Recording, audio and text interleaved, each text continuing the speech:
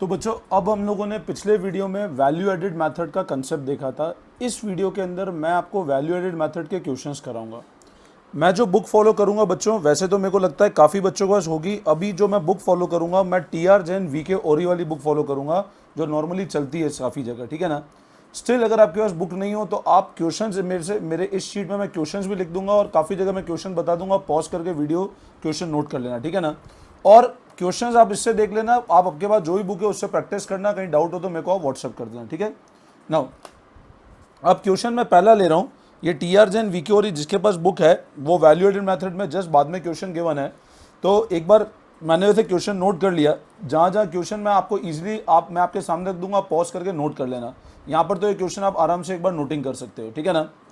हमको कैलकुलेट करना है जीडीपी एमपी और नेशनल इनकम निकालना है, ठीक है ना। हमको वैल्यू एडेड मेथड अब कैसे पता लगेगा बच्चों, वैल्यू एडेड मेथड है इन्फॉर्मेशन देख करके तुमको आइडिया लग जाएगा, ठीक है ना। आपको एक तो जीडीपी एमपी निकालना है, एक आपको नेशनल इनकम निकालना है, ठीक है ना। क्वेश्चन किस तरह है, 3 सेक्टर्स है, प्राइमरी सेकेंडरी टर्सरी। आउटपुट का वैल्यू 800 गिवन है प्राइमरी का, सेकेंडरी का 200 गिवन है, टर्सरी का गिवन है 300, ठीक है ना। इंटरमीडिएट कंजम्पशन प्राइमरी में गिवन है 400, सेकेंडरी में गिवन है 100 और टर्सरी में गिवन है 50। तो ये इन्फॉर्मेशन देख के तुमको एक तो आइडिया लग गया होगा कि वैल्यू एडेड आराम से निकल सकता है और स्टॉक की कोई भी डिटेल नहीं है, तो ये value of output minus intermediate, ये वैल्यू एडिशन हो जाएगा। अच्छा, जब मैं सबका वैल्यू एडिशन ऐड करता हूं तो जीडीपी एमपी आ जाता है, ये भी ध्यान रखना। इनडायरेक्ट टैक्स पे किए सारे सेक्टर ने 50, कंजम्पशन ऑफ फिक्स कैपिटल इसका मतलब डिप्रिसिएशन है। Factor income receive by resident from rest of the world, हमारे देश के आदमी को रेस्ट ऑफ द वर्ल्ड से कितना इनकम रिसीव हुआ, तो इनकम रिसीव हुआ 10। Factor income paid to non resident, हमने बाहर वालों को कितना पे किया 20। आपको ध्यान होगा एनएफआईए मैंने कैलकुलेट करना सिखाया था, हमको रिसीव हुआ है 10, हमने पे किया है 20, मतलब पेड टू अब्रॉड है। Subsidy receive by all sectors है 20, तो नेट इनडायरेक्ट टैक्स क्या होगा, इनडायरेक्ट टैक्स 50 पे किया और सब्सिडी 20 आई, तो एनआईटी 30 हो जाएगा। डेप्रीशिएशन हमको ऑलरेडी गिवन है 80 का, एनएफआईए 10 माइनस 20 मतलब हमने पे किया तो एनएफआईए नेगेटिव आ जाएगा, ठीक है ना। हमको जीडीपी एमपी निकालना है, तो मेरे को पता है जीडीपी एमपी क्या होता है, total value added by all sectors. तो मैं सॉल्यूशन लिख देता हूं आपके सामने, ठीक है ना। तो जीडीपी एमपी क्या हो जाएगा बच्चों, it is total value added by all sector, total value added by all sectors, यही होता है जीडीपी एमपी। तो अगर मैं बात करता हूं प्राइमरी सेक्टर की, अगर मैं बात करता हूं सेकेंडरी सेक्टर की, अगर मैं बात करता हूं टर्शरी सेक्टर की, तो वैल्यू एडिशन क्या होगा, value of output minus intermediate consumption, यही होगा value of output minus intermediate consumption. तो वैल्यू ऑफ आउटपुट 800 है, यहां पर 200 है और यहां पर 300 है, माइनस यहाँ 400 इंटरमीडिएट कंजम्पशन, यहाँ पर 100 इंटरमीडिएट कंजम्पशन या 50 इंटरमीडिएट कंजम्पशन। तो इधर वैल्यू एडेड 400 हुआ, इधर वैल्यू एडेड 100 हुआ और इधर वैल्यू एडेड 250 हो गया। तो जब मैं टोटल वैल्यू एडेड सबका ऐड करूंगा तो जीडीपी एमपी आता है, ये तो आपको आइडिया है। जब आप टोटल वैल्यू एडेड सारे सेक्टर्स का ऐड करोगे तो this would be your GDP MP. तो 400 प्लस 100 500, 500 प्लस 250, तो आपका जीडीपी एमपी आता है 750 रुपीज़। आपका जीडीपी एमपी कितना आता है बच्चों, 750। अब once we have find out GDP MP, मैंने आपको बताया था नेशनल इनकम मतलब अपने को एनएनपीएफसी निकालना है। नेशनल इनकम मतलब मेरे को क्या निकालना है, एनएनपीएफसी। तो अब जीडीपी एमपी से मैं एनएनपीएफसी पे कैसे जाऊंगा, तो बच्चों ध्यान से समझना, इससे मेरे को एनएनपीएफसी पे जाना है। तो मैं माइनस कर दूं डेप्रीशिएशन, मैं प्लस कर दूं एनएफआईए और माइनस कर दूं NIT. G2N minus depreciation, D2N plus NFIA, MP2FC minus NIT, ठीक है। अच्छा, इसमें ध्यान रखना, अगर मैं बात करता हूं एनआईटी की और एनएफआईए की, तो एनआईटी कितना हो जाएगा, एनआईटी का मतलब होता है इनडायरेक्ट टैक्स माइनस सब्सिडी। बच्चों ध्यान से समझना, एनआईटी का मतलब क्या होता है, इनडायरेक्ट टैक्स माइनस सब्सिडी। अब अगर मैं बात करता हूं इनडायरेक्ट टैक्स की, तो वो है 50 माइनस सब्सिडी 20, तो नेट इनडायरेक्ट टैक्स आता है बच्चों मेरा 30। और अगर मैं एनएफआईए की बात करता हूं तो मैंने पे किया 10, रिसीव किया 20। एनएफआईए ऐसे निकलता है, amount paid to rest of the world, receive कितना हुआ 10, पे किया 20 मैंने, तो 10 माइनस 20, तो net factor income paid to abroad हो जाएगा -10। अब कैसे करूं मैं जीडीपी एमपी में, तो मैं सबसे पहले निकाल लेता हूं 750, तो 750 तो मेरा जीडीपी एमपी है बच्चों। मैं सबसे पहले अगर माइनस डेप्रीशिएशन करता हूं तो depreciation consumption of fix capital मेरे को 80 गिवन है, तो माइनस किया मैंने 80, तो ये मेरा आता है एनडीपी एमपी। बच्चों ये क्या आएगा, एनडीपी एमपी, जो कितना आता है मेरा, ये आता है मेरा 680, एनडीपी एमपी आता है मेरा 680। अब मैं ऐड कर देता हूं इसमें एनएफआईए, तो वो कितना है, -10 है, तो वो आता है मेरा एनएनपी एमपी, वो आता है 670, एनएनपी एमपी आता है 670। और अब मैं अगर माइनस कर दूं नेट इनडायरेक्ट टैक्स जो मेरा 30 है, तो मैं 30 माइनस करता हूं तो मेरे सामने एनएनपी एफसी जो आता है वो आता है 640। इसको एनएनपी एफसी कह दो या इसको नेशनल इनकम कह दो, एक ही बात है। इसको एनएनपी एफसी कह दो या इसको नेशनल इनकम कह दो, this is one and the same thing. वापस समझ लेना, मैंने तीनों सेक्टर्स का वैल्यू एडिशन निकाल लिया पहले। जब तीनों सेक्टर्स का वैल्यू एडिशन ऐड किया तो 750 आया, ये जीडीपी एमपी कहलाएगा। नेशनल इनकम पे कन्वर्ट करने के लिए मेरे को एनएनपी एफसी पे जाना है, मैंने डिप्रीशिएशन लेस किया, एनएफआई ऐड किया, नेट इनडायरेक्ट टैक्स माइनस किया, तो ये एडजस्टमेंट होने के बाद मेरा फाइनल नेशनल इनकम का फिगर आता है 640 का। होप करता हूँ समझ आ गया होगा अच्छे से, है ना। नाउ चलो, तो अब देखो हमने एक क्वेश्चन किया था वैल्यू एडिड का, हम एक क्वेश्चन और कर रहे हैं वैल्यू एडिड का इसी बुक के अंदर, टीआर जैन वीके ओरी बुक में। आपके पास बुक नहीं है तो भी मैंने क्वेश्चन लिख दिया एक बार, तो no need to get worried, ठीक है ना। On the basis of data of two firm find out value added by firm A and firm B, और जीडी ग्रॉस वैल्यू एडेड और जीडीपी एफसी निकालना है हमको, ठीक है ना। तो क्वेश्चन क्या बोल रहा है, डेटा गिवन है टू फर्म का, अपने को वैल्यू एडिशन बताना है फर्म ए का और फर्म बी का, और एक जीडीपी एफसी बताना है, ठीक है। आइटम में सेल्स बाय फर्म ए 100 है, purchase from firm B by firm A, ध्यान से पढ़ना बच्चों, purchase from firm B by firm A, मतलब फर्म बी से खरीदा, किसने खरीदा, फर्म ए ने, कितना खरीदा 40, purchase from firm A by firm B कितना खरीदा 60, sales by firm B 200, closing stock of firm A 20। तो अपने को इन्फॉर्मेशन क्या गिवन है, फिर से देख लेते हैं। सेल्स गिवन है फर्म ए की 100, परचेज गिवन है from firm B by firm A 40, purchase from firm A by firm B 60, sales given है फर्म बी का 200, क्लोजिंग स्टॉक गिवन है फर्म ए का 20, ठीक है। फिर उसके बाद ओपनिंग स्टॉक गिवन है फर्म बी का, क्लोजिंग स्टॉक गिवन है फर्म बी का 35, ओपनिंग स्टॉक गिवन है फर्म ए का 25, ओपनिंग स्टॉक फर्म बी का 45 है, और indirect tax paid by both firm given है 30। तो ये अपने सामने इन्फॉर्मेशन है। अब मैंने आपको पहले ही बताया था, अगर अपने को कभी भी वैल्यू एडिड निकालना है तो वैल्यू एडिड निकालने का तरीका क्या होता है बच्चों, value of output minus intermediate consumption. और वैल्यू ऑफ आउटपुट का मतलब क्या होता है, sales plus change in stock. Value of output का मतलब क्या होता है बच्चों, sales plus change in stock. अब अगर मैं बात करता हूं सबसे पहले वैल्यू ऑफ आउटपुट, तो वैल्यू एडिड फर्म ए और firm B is value of output minus intermediate consumption. और वैल्यू ऑफ आउटपुट का फॉर्मूला होता है sales plus change in stock. Value of output का फॉर्मूला क्या होता है, sales plus change in stock, ठीक है। अब मैं सबसे पहले फर्म ए की बात करता हूं, तो फर्म ए का बच्चों देखो सेल्स है 100 और फर्म बी का सेल्स है 200, तो मैं लिख लिया फर्म ए सेल्स 100, फर्म बी सेल्स 200। अच्छा, चेंज इन स्टॉक का मतलब होगा closing stock minus opening stock. Change in stock का मतलब क्या होगा, क्लोजिंग माइनस ओपनिंग, ठीक है ना। अब अगर मैं बात करता हूं क्लोजिंग स्टॉक फर्म ए का, तो 20 है क्लोजिंग स्टॉक फर्म ए का, और ओपनिंग स्टॉक फर्म ए का 25 है। फिर से ध्यान देना, क्लोजिंग स्टॉक फर्म ए का 20 है और ओपनिंग स्टॉक फर्म ए का 25 है। तो फर्म ए का क्लोजिंग स्टॉक 20, फर्म ए का ओपनिंग स्टॉक 25, तो change in stock closing minus opening तो आता है -5। तो sales plus change in stock, sales 100 है प्लस चेंज इन स्टॉक ये हो गया, तो अपना जो फर्म ए का वैल्यू ऑफ आउटपुट आता है वो आता है 95। उसी तरह फर्म बी का अगर मैं सेल्स की बात करता हूं बच्चों, तो फर्म बी का सेल्स हमको गिवन है सेल्स बाय फर्म बी 200, तो सेल्स बाय फर्म बी हमको गिवन है 200, क्लोजिंग स्टॉक फर्म बी का 35, ओपनिंग स्टॉक फर्म बी का 45, तो closing stock firm B 35, opening stock 45, 200 plus closing minus opening तो अपना ये आया 190, ठीक है। अब अगर मैं बात करता हूं टोटल वैल्यू ऑफ आउटपुट, तो ए का 95 आता है, बी का आता है 190। Intermediate consumption, now what is value of intermediate consumption, purchase from firm B by firm A, ध्यान से सुनना, परचेज किससे किया, फ्रॉम फर्म बी, बी से खरीदा, किसने? Purchase from firm B, B से खरीदा by firm A, firm A ने परचेज किया 40 का, तो ये फर्म ए की परचेज इंटरमीडिएट कंजम्पशन हो गया। Purchase from firm A by firm B, firm B ने परचेज किया 60 का, तो ये फर्म बी का इंटरमीडिएट कंजम्पशन हो गया।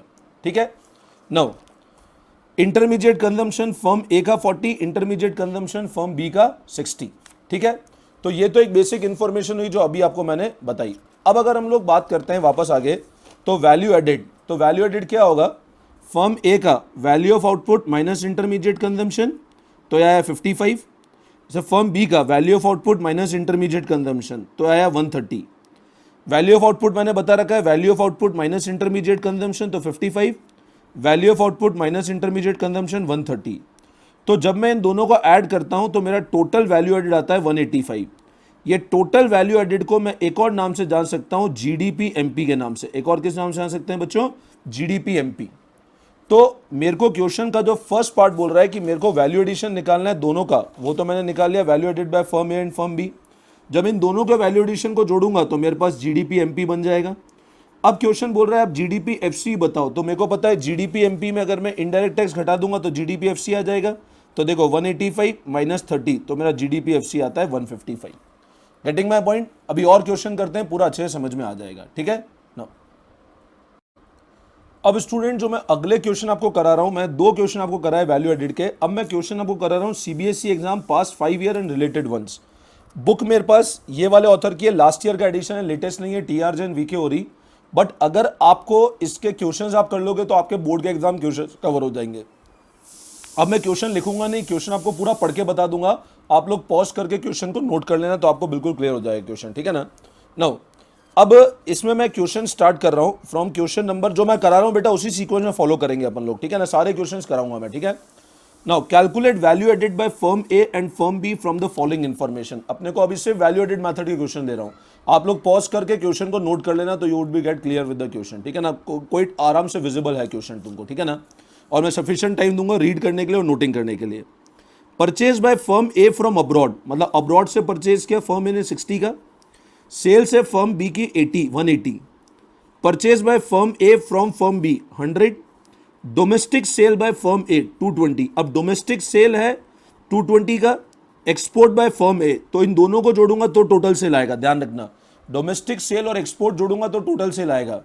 Export by firm A 60, excess of opening stock over closing stock of firm है, मतलब ओपनिंग स्टॉक ज्यादा है क्लोजिंग स्टॉक से 20, तो क्लोजिंग माइनस ओपनिंग मतलब माइनस 20 है। Excess of closing stock over opening stock, closing stock ज्यादा है फर्म बी का 30। Purchase by firm B from firm A 100। ठीक है, तो क्वेश्चन हमारे सामने ये बोल रहा है हमको वैल्यू एडिशन निकालना है फर्म ए और फर्म बी का। हमको परचेज गिवन है फर्म ए का अब्रॉड से 60 का, सेल्स गिवन है फर्म बी का, हमको सेल्स देखो अब समझना, सेल्स फर्म बी का है, मतलब सेल्स वर्ड मतलब इसमें डोमेस्टिक सेल आ गया, एक्सपोर्ट सेल दोनों आ गया। Purchase by firm A from firm B, domestic sale by firm A, export by firm A, इन दोनों को जोड़ करके सेल आएगा, क्योंकि यहाँ पे डोमेस्टिक और एक्सपोर्ट अलग अलग गिवन है। Purchase by firm B from firm A. अब अपने को वैल्यू एडेड निकालना है, तो मेरे को पता है वैल्यू एडेड क्या होता है, simple value of output minus intermediate consumption. अब अगर मैं ए का वैल्यू ऑफ आउटपुट की बात करूंगा तो सेल्स का वैल्यू आप देखो, ए का 220 प्लस 60, ए का सेल्स का वैल्यू है 220 प्लस 60। तो बच्चों ध्यान से समझना, मैं इधर कर भी देता हूं, तुम्हारे सामने क्वेश्चन भी ओपन रख रहा हूं मैं। ठीक है ना? नाउ अगर मैं ए के सेल्स की बात करता हूं तो ए का जो सेल है बच्चों, वो ए का सेल है 220 plus 60, domestic sale export sale मिला के 280 हो गया। अच्छा, चेंज इन स्टॉक की बात करता हूं तो ए के अंदर हमको चेंज इन स्टॉक कितना गिवन है, excess of opening stock given है क्लोजिंग, मतलब ओपनिंग ज्यादा है एज कंपेयर टू क्लोजिंग 20, तो ये -20 हो गया, तो दिस इज -20। तो ए का जो वैल्यू ऑफ आउटपुट आता है वो आता है 260 का, ए का जो वैल्यू ऑफ आउटपुट आता है वो आता है 260। अब अगर मैं इंटरमीडिएट कंजम्पशन की बात करता हूं तो ए का इंटरमीडिएट कंजम्पशन देख लेते हैं। Purchase by firm A from abroad 60 A का परचेज है, purchase by firm A from firm B 100, मतलब टोटल इसका परचेज 100 और 60, तो अब्रॉड से परचेज अपना 60 है और फर्म बी से परचेज अपना 100 का है, तो ये अपना इंटरमीडिएट कंजम्पशन हो गया। तो मेरा जो वैल्यू एडेड आता है वो वैल्यू एडेड 260 माइनस 160, तो वो आया 100, ये फर्म ए का आया। ठीक है बच्चों? वैल्यू एडेड फर्म ए का आता है मेरा 100। अब अगर इसी तरह मैं बात करता हूं फर्म बी के वैल्यू एडिशन की, तो फर्म बी का वैल्यू एडिशन कितना आता है? तो अब देखो तुम, sales by firm B given है 180, हमको 180 गिवन है सेल्स बाय फर्म बी। तो फर्म बी की सेल्स 180, देन ये वाला पॉइंट होगा नहीं परचेज, ये तो फर्म, क्योंकि ये फर्म बी ने बेचा है बट ऑलरेडी सेल्स में इंक्लूडेड है। Domestic sale excess, closing stock over opening 30 है and purchase by firm B from firm A. तो फर्म बी ने कितना खरीदा फर्म ए से? 100 और क्लोजिंग 30 है, तो मैं इसके अंदर क्लोजिंग 30 जोड़ दूं और माइनस कर दूं 100। तो ये मेरा आता है 180 प्लस 30 210 माइनस 100 तो 110। तो मेरा टोटल वैल्यू एडेड जो आता है वो आता है 100 प्लस 110। तो ए का 100 और बी का 110, ये हमको निकालना था। तो वैल्यू एडेड बाय देखो फर्म ए का 100 हो गया और इसका 110। समझ में आया? नाउ अब देखो जो बच्चों अगला क्वेश्चन हम लोग देख रहे हैं उसमें हमको क्या कैलकुलेट करना है? वैल्यू ऑफ आउटपुट कैलकुलेट करना है हमको। Net value added at factor cost, मैंने आपको पहले ही बताया था ग्रॉस वैल्यू एडेड कह दो या जीडीपी कह दो, एक ही बात होती है। तो नेट वैल्यू एडेड कह दूं या इसको एनडीपीएफसी कह दूं, एक ही बात होगी है, ठीक है ना, ध्यान रखना। इंटरमीडिएट कंजम्पशन मेरे को गिवन है 75, एक्साइज ड्यूटी गिवन है 20, सब्सिडी गिवन है 5 और डेप्रीशिएशन गिवन है 10। मेरे को निकालना है वैल्यू ऑफ आउटपुट। अब बच्चों वैल्यू ऑफ आउटपुट कैसे निकालेंगे? तो मेरे को एक चीज़ अच्छे से पता है कि वैल्यू एडेड मेथड क्या बोलता है, क्योंकि यहाँ पर इन्फॉर्मेशन अपने को सिर्फ वैल्यू एडेड मेथड की गिवन है। इंटरमीडिएट कंजम्पशन और value of output value added method में ही निकलता है, ठीक है ना। अब हमको पता है वैल्यू एडेड क्या बोलता है, तो वैल्यू एडेड के हिसाब से हम लोग ऐसा बोल सकते हैं ना कि value of output minus intermediate consumption होता है। तो मेरे को अगर कहीं से ये वाला फिगर आ जाए मेरे पास में और ये वाला फिगर आ जाए तो मैं ये निकाल सकता हूँ। मेरी बात समझना, वैल्यू एडेड किसके बराबर होता है? Value of output minus intermediate consumption. और हमको ये भी चीज़ पता है जब हम इन सबको जोड़ देते हैं, जब ये मैं इन सब वैल्यू एडेड को जोड़ देता हूँ तो मेरा जीडीपीएमपी बन जाता है। तो मैं ऐसा भी बोल सकता हूँ कि जीडीपीएमपी बच्चों किसके बराबर है? Value of output minus intermediate consumption, ये जीडीपीएमपी है। अच्छा अब मेरे को बताओ, मेरे पास वैल्यू है एनडीपीएफसी की। अगर मैं किसी तरह जीडीपीएमपी पे पहुँच जाऊँ, अब कैसे पहुँच सकता हूँ जीडीपीएमपी पे? तो मैं एक तो ऐड कर दूँ depreciation, D to D same है, F C to M P, add कर दूँ एन आई टी। इस क्वेश्चन में ध्यान रखना आपको इनडायरेक्ट टैक्स का एक फॉर्म गिवन है excise duty. Excise duty is one type of indirect tax. तो एक्साइज ड्यूटी को इनडायरेक्ट टैक्स मानते हुए सॉल्व करना है। Excise duty is a type of indirect tax और सब्सिडी गिवन है 5, मतलब आपका नेट इनडायरेक्ट टैक्स कितना हो जाएगा? 20 माइनस 5 15 हो जाएगा। तो एनडीपीएफसी हमारे सामने 100 है, मैंने डिप्रिसिएशन जोड़ा 10 प्लस एनआईटी किया 15, तो 125 मेरे सामने जीडीपीएमपी आता है। अब अगर जीडीपीएमपी 125 है तो मैं ऐसा लिख सकता हूँ 125 equal to value of output minus intermediate consumption, इसका मतलब वैल्यू ऑफ आउटपुट है। तो 125 equal to value of output minus intermediate consumption कितना है बच्चों? वो 75 है। तो वैल्यू ऑफ आउटपुट कितना हो जाएगा? 125 प्लस 75, इधर आएगा तो प्लस हो जाएगा, तो वो आया हमारे सामने 200, ठीक है ना। तो अपना वैल्यू ऑफ आउटपुट होता है 200। ये अगेन एक क्वेश्चन था वैल्यू एडेड मैथड का, ठीक है ना। नो अब देखो बच्चों नेक्स्ट क्वेश्चन जो है हमको सेल्स निकालना है, ये डेटा गिवन है हमारे सामने, ठीक है ना। Net value added at factory cost given है 300, इसका मतलब एनडीपीएफसी। इंटरमीडिएट कंजम्पशन गिवन है 200, इनडायरेक्ट टैक्स गिवन है 20, डेप्रीशिएशन गिवन है 30 और चेंज इन स्टॉक गिवन है -50, ठीक है।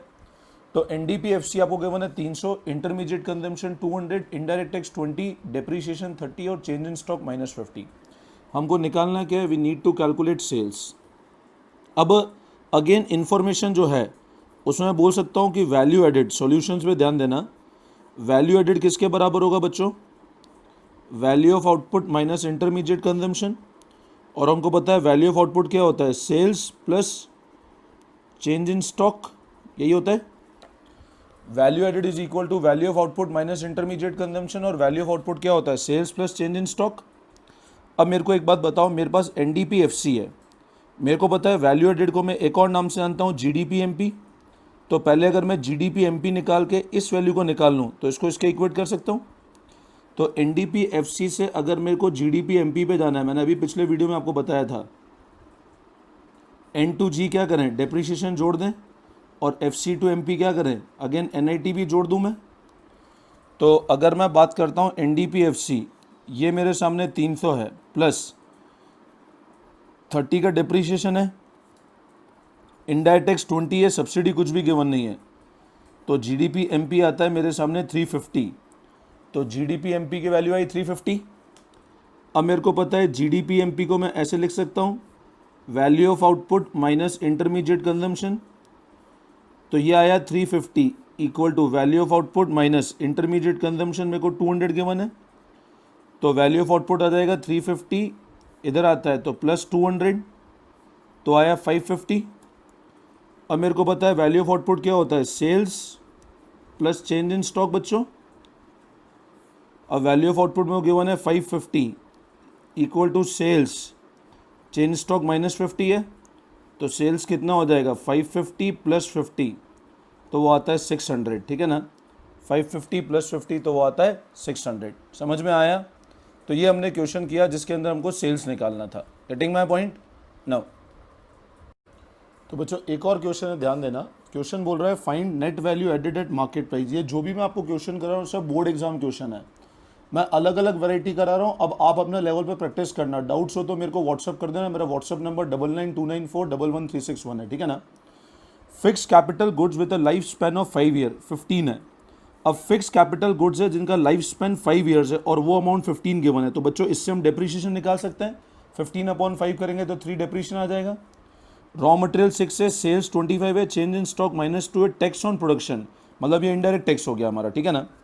तो अब अगर मैं बात करता हूँ, सबसे पहले हमको पता है वैल्यू एडेड किसके बराबर है, तो हमको पता है value added is equal to value of output minus intermediate consumption. Value of output क्या होगा, sales plus change in stock, ठीक है। तो सेल्स कितना है, तो सेल्स है हमारा 25, चेंज इन स्टॉक -2, तो वो आता है 23, तो वैल्यू ऑफ आउटपुट 23 आता है।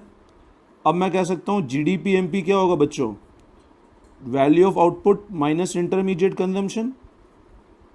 इंटरमीडिएट कंजम्पशन रॉ मटेरियल 6 का, तो वो 17 आता है G D P M P. अब मेरे को इस G D P M P को कन्वर्ट करना है N D P F B पे, तो क्या करूं, इधर 17 है मेरे पास, माइनस कर दूं डेप्रीशिएशन। तो डेप्रीशिएशन मैंने अभी निकाला क्योंकि मेरे को बोल रहा है fix capital goods with a life span of 5 year. Fix capital goods है जिनका लाइफ 5 साल है, तो 15/5 करूंगा तो 3 आएगा डेप्रीशिएशन, तो माइनस करता हूँ 3, तो एन डी पी बन जाएगा, तो 14 आता है मेरा N D P M P, ठीक है ना। तो इसमें अपना 14 वैल्यू आ रहा है N D P M P का, ठीक है। ये सब वैसे रुपीज़ इन लैक्स है, तो 14 लाख हो जाएगा वो, ठीक है ना, राउंड ऑफ कर लेना, ठीक है। तो बच्चों ये अपन ने अभी तक क्वेश्चन डिस्कस किए थे regarding to first method, that was value added method, ठीक है ना। अब जो अगले वीडियो के अंदर पढ़ेंगे हम लोग, अगला मेथड पढ़ेंगे इनकम मेथड। आप अपने लेवल पे इन्हीं के क्वेश्चन प्रैक्टिस करना। आपके पास कोई भी बुक हो, टी आर जैन, वी के ओरी, उसमें आपको क्वेश्चन मिल जाएंगे। संदीप गर्ग में वैल्यू एडेड मेथड के क्वेश्चन मिल जाएंगे। आप प्रैक्टिस करना। अगर आपको डाउट्स हो तो मेरे को व्हाट्सएप पे डाल देना, ठीक है ना। मेरा व्हाट्सएप नंबर 9929411361 है, ठीक है बच्चों। चलो, thank you all of you, thanks.